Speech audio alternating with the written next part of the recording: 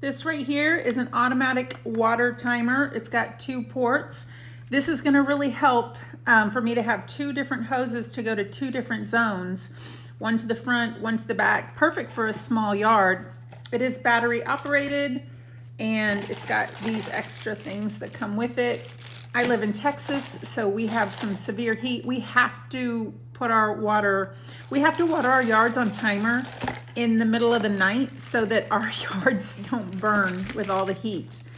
But this is a really neat device that I bought. It's got the click function for you to set them here and here. It's got really high quality connections here for your hose. And then these little, is it a quick connect? I don't know what this is. Here it is. This, I guess I'll figure it when I put it in, when I set it up. I'm about to go set it up. I'm excited to have this one.